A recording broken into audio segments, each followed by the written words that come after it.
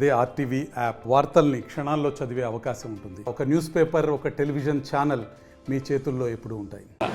శాసనసభ్యుడిగా ఎన్నికైన సందర్భంగా నేను జిల్లా పరిషత్ చైర్మన్గా ఈరోజు నేను రాజీనామా చేయడం జరిగింది. ఎందుకంటే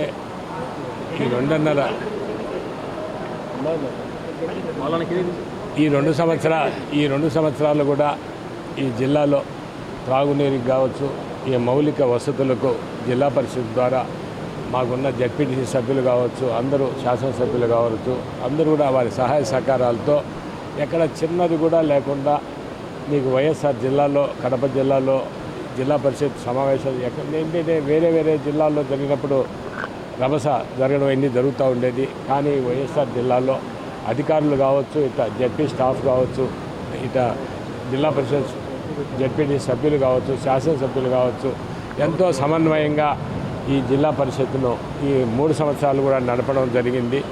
ఈరోజు నేను శాసనసభ్యుడిగా ఎన్నికైనాను కాబట్టి నేను ఈరోజు రాజీనామా చేయాల్సిందే.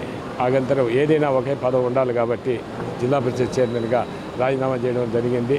రేపు భవిష్యత్తులో కూడా ఈ వైఎస్ఆర్ జిల్లాలో ఒకవేళ పార్టీ అధికారంలో ఉంది లేకపోని కూడా అందరూ కూడా సమన్వయంగా ఈ జిల్లా అభివృద్ధికి కృషి రాబోయే చైర్మన్ కావచ్చు, అదేవిధంగా రాబోయే కొత్త శాసనసభ్యులు కావచ్చు, అందరూ కూడా రాజకీయ వివక్ష లేకుండా అవన్నీ కూడా మాని ఈ జిల్లా అభివృద్ధికి అందరూ కూడా పాటుపడాలని నేను మనస్ఫూర్తిగా అందరూ కూడా కోరుకుంటున్నాను.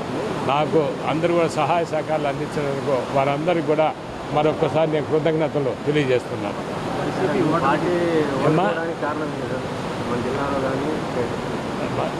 అది నిన్ననే ఎన్నికలు జరిగాయి, కానీ అది ఒక ప్రజా తీర్పు. ఆ ప్రజా తీర్పుని మేము నిజంగా శిరసావహిస్తాం. మేము ఒక అధికారంలో ఉన్నా ప్రతిపక్షంలో ఉన్నా కూడా ప్రజా శ్రేయస్సు కోసం, ఈ ప్రజల సంక్షేమం కోసం మేము పాటుపడతామని తెలియజేస్తున్నాం. మరిన్ని వీడియోస్ కోసం ఛానల్ ని సబ్స్క్రైబ్ చేయండి. లేటెస్ట్ అప్డేట్స్ కోసం వాట్సాప్ ఛానల్ ని ఫాలో చేయండి. అండ్ లింక్ డిస్క్రిప్షన్ లో ఉంది.